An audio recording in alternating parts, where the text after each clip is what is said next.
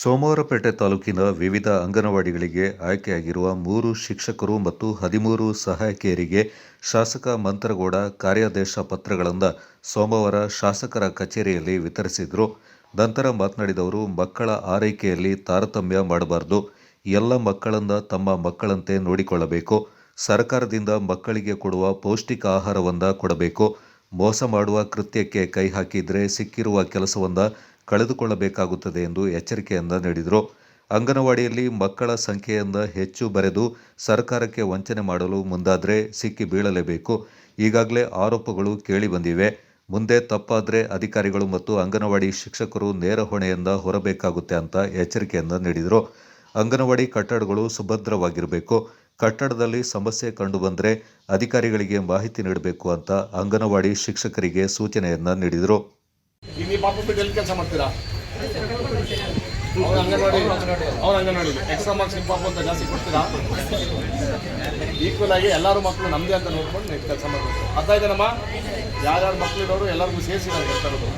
ಅದೃಷ್ಟಕ್ಕೆ ಸಿಕ್ಕಿದೆ, ದುರುಪಯೋಗ ಪಡ್ಕೊಳ್ಳೋಕೆ ಹೋಗಬೇಡಿ. ಮಕ್ಕಳು ಭವಿಷ್ಯದಲ್ಲಿ ಹೇಗಿದೆ ಅದೇ ರೀತಿಲಿ ಬೇರೆ ಯಾರ್ದು ಅವ್ಯವಹಾರಕ್ಕೆ ಕೈ ಜೋಡಿಸೋಕೆ ಹೋಗಬೇಡಿ. ಅರ್ಥ ಆಯ್ತಾ ಇಲ್ವಾ?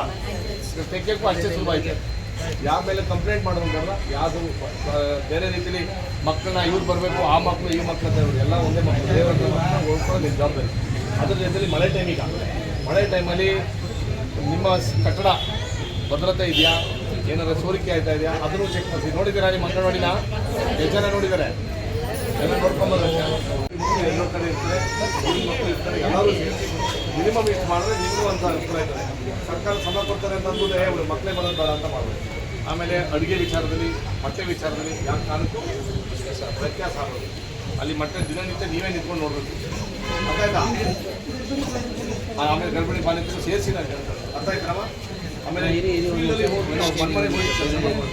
ಅಂಗನವಾಡಿ ಎಷ್ಟು ಗಂಟೆಗೆ ಇರ್ತದೆ? ಬೆಳಗ್ಗೆಯಿಂದ 9 to 4 ಆದಮೇಲೆ 1 hour ಗರ್ಭಿಣಿಯವ್ರನ್ನ ಭೇಟಿ ಮಾಡೋಕ್ಕೆ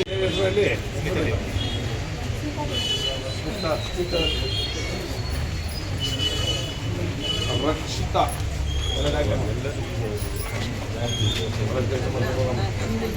ಸೇಡಮ್ಮ, ಅರ್ಪಿತ ಒಳ್ಳೆದಾಗ್ಯಮ್ಮ, ಪಲ್ಲವಿ ಒಳ್ಳೆದಾಗ್ಯಮ್ಮ, ಅನಿತಾ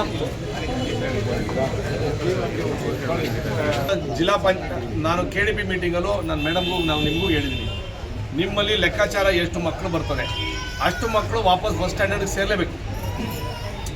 ಕರೆಕ್ಟ್ ಅಲ್ವಾ? ಈಗ 5,000 ಮಕ್ಕಳು ಅಂಗನವಾಡಿಲಿ ಇದ್ದರೆ ಇಡೀ ಜಿಲ್ಲೆಯಲ್ಲಿ 5,000 ಅಲ್ಲ 4,500 ಆದರೂ ಫಸ್ಟ್ ಸ್ಟ್ಯಾಂಡರ್ಡ್ಗೆ ಪ್ರೈವೇಟು ಸೇರಿ ಗೌರ್ಮೆಂಟ್ ಸೇರಿ ಇರಬೇಕು. ಅದು ಟ್ಯಾಲಿ ಮಾಡೋಕ್ಕೆ ನೀವು ಜವಾಬ್ದಾರಿ ತಗೋಬೇಕು. ಇಲ್ಲಾಂದ್ರೆ ಏನಾಯ್ತದೆ ಹೇಳಿ, ನಾವು ಈ ಸಮಸ್ಯೆದು ಪ್ರಶ್ನೆ ಮಾಡಬೇಕಾಯ್ತದೆ. ಅಂದರೆ ಲೆಕ್ಕಾಚಾರಕ್ಕಿಂತ ಜಾಸ್ತಿ ಮಕ್ಕಳು ನೀವು ತೋರಿಸ್ಕೊತಾ ಇದ್ದೀರಾ ಅಂತ ನಾನು ನೋಡಿದ್ದೀವಿ. ನಾನು last time Lakshmi Hebbalkar minister ಇದ್ದಾಗ ನಾನು ಒಂದು ಸಲಹೆ ಕೊಟ್ಟೆ, ನೋಡಿ ಎಲ್ಲ ಅಂಗನವಾಡಿಗೆ CCTV ಕ್ಯಾಮ್ರಾ ಹಾಕಿಸಿ, ಎಷ್ಟು ಮಕ್ಕಳು ಬರ್ತಾರೆ, ಎಷ್ಟು ಮಕ್ಕಳು ಹೋಗ್ತಾರೆ, ಏನೇನು ವಸ್ತುಗಳು ನಾವು ಕೊಡ್ತಾ ಇದ್ದೀವಿ ಮಕ್ಕಳಿಗೆ ಎಲ್ಲ ಮಾನಿಟರ್ ಆಗಲಿ ಅಂತ ನಾವು ಮಾಡಿದ್ವಿ. ಈಗ ಮಿನಿಸ್ಟರ್ ಚೇಂಜ್ ಆಗೋರೆ, ಬರೋಂಥ ವರ್ಷ ಯಾರ್ಯಾರು ಈ ಸಲ ಯಾರು ಮಿನಿಸ್ಟರ್ ಆಯ್ತಾರೆ ಅದನ್ನು ಯಾಕಂತಂದರೆ ಇಲ್ದಿದ್ದ ಮಕ್ಕಳಿಗೆ ನಾವು ತಿನ್ಸೋಕ್ಕಾಗಲ್ಲ. ಒಂದೊಂದು ಪಟ್ಟಿಯಲ್ಲಿ ಒಂದೊಂದು ಸಲ ತೋರಿಸ್ತಾವ್ರೆ ಅಂತ ಮಾಹಿತಿ ಇದೆ. ದಯವಿಟ್ಟು ಎಷ್ಟು 1:1 ಅದು 1:1 ರೇಷೋ ಅಂದರೆ LKG UK ಅಂಗನವಾಡಿಯಿಂದ ಫಸ್ಟ್ ಸ್ಟ್ಯಾಂಡರ್ಡ್ಗೆ ಅಷ್ಟೇ ಮಕ್ಕಳು ಹೋಗಬೇಕು ಅಂತ ನಾವು ಮನವಿ ಮಾಡಿದ್ದೀವಿ.